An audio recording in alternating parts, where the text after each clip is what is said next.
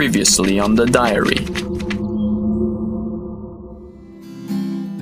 While we were waiting in line, a guy walked past me on his way into the club. He's very handsome and really nice. He has the cutest blue eyes I've ever seen. Until Jessica said she wanted to leave. We crashed head-on, full speed, on Jessica's side. The doctor's first question to me was about her feminine products. I'm pretty sure she doesn't use tampons. This infection is very serious. She could die. Someone else took my medicine. The box wasn't empty, though. There was a pack of tampons in it. It seems from the contents of this box that someone may have intentionally caused Jessica's toxic shock with one of this. It was Craig. There was a special report on some terrible crime. This person will ride an elevator or stand at a bus stop with nothing but a hammer. He will wait to be alone with someone, practically blinded by having their nose so deep inside their phones they leave themselves perfectly open for him to just do a quick hammer strike on the back of their neck, damaging the C6 and C7 vertebrae of the cervical spine. She looked at me and said, "I am the social media paralyzer." Jessica whispered in my ear. Craig showed up here, holding his phone out for her to see a picture on it. Bobby had a rope around his neck and was standing on a block of ice. He gives Jessica the chance to help him. He will put the temperature down to keep the block from melting, or he will put it up to make it melt faster, unless she pranks me that her kidneys are failing. She then explained that a Foot Clan soldier dressed as a nurse was making sure she did it. Jessica just told me that the male nurse was delivering some bad news to her. Her kidneys started to fail. Jessica, you can have my kidney. Why are you so nice to me? Just because sometimes people do crazy things. Are you trying to tell me that you're truly madly deeply? And then she started laughing. My kidneys are fine. I got you good. I'm sorry. I didn't know how you felt about me. I am really sorry. Truly, madly, deeply sorry. With a single tear calmly pouring out of the corner of my eye, I accepted her apology. The following takes place on July 18th, 2015. Part 2. Dear Diary, I was so emotionally overwhelmed after Jessica's apology that I had to stop to take a break. I asked her if she would hang outside with me in the hospital yard for a change. It was a beautiful summer afternoon.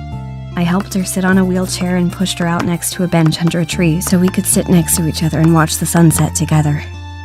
I was just silently staring at the sky as it changed into multiple different colors when I felt Jessica's left hand wrap her pinky finger around mine.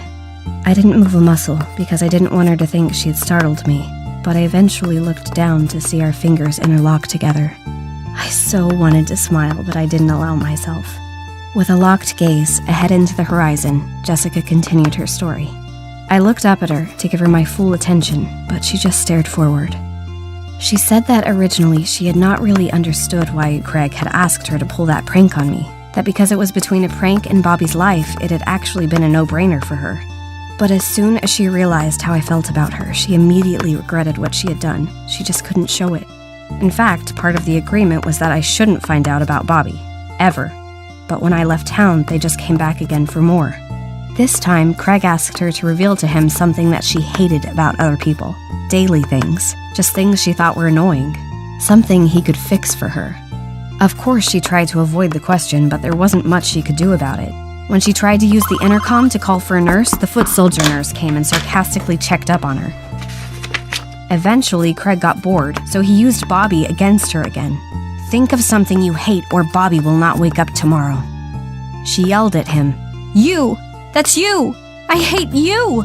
I hate you for what you did to me! I hate you for what you're doing to Bobby! I hate you for what you made me do to I hate you for the position you're putting me in now! I hate everything about you! Why don't you fix that?" Craig sat on the bed next to Jessica and leaned on her cast with his elbow, inflicting a sharp pain on her leg. "We can do this the hard way, if that's what you like." Jessica tried to hold the pain in for a few seconds, but ultimately ended up brainstorming something quickly and said, "On the day of my accident, we were dancing at a bar, and right before I saw you, which is what made me run out of that place, I saw this guy. He was tall and cute, and he was by himself. And he was just standing there close to the bathrooms, maybe waiting for someone to come out, maybe not. But he was just quietly standing and looking at the dance floor. And there was something so inherently attractive about a guy with an upright posture, someone that was not hunched over and completely absent from his surroundings, someone that is present, in the moment, taking life in straight from the source, confident in his own skin but mostly in his own mind, and not immediately reaching down for his phone for a quick escape from reality." Craig took some weight off her cast, but not entirely. "I think you're onto something, but not quite there yet. I asked for something you hate, and you gave me something you like. Fine. I guess lately I have noticed that when you're waiting for an elevator, once the doors open, common courtesy states you should wait for the people inside to come out before you walk in. But more and more often the doors will open and no one will come out, so I'll start to walk in thinking it's empty, and then a person with their nose inside their phone trying to come out will block my way in. I mean, seriously, we have a system in place to keep this moving efficiently, and these idiots are grinding the gears. That's when Craig stood up from the bed, smiling. There you go. That's all I wanted. When he left, Jessica had no clue what was going to happen until she happened to catch the news report on the social media paralyzer just a few minutes before I walked into her room. She was devastated that her thoughts had been twisted and used to hurt other people the way he did. I am sure the Foot Clan is just looking at it as performing a social service to improve society by making people afraid to get sucked in by their phones. And so in their minds, it's justified. But they are absolutely destroying people's lives in the process. It's not fair, and they absolutely have to be stopped.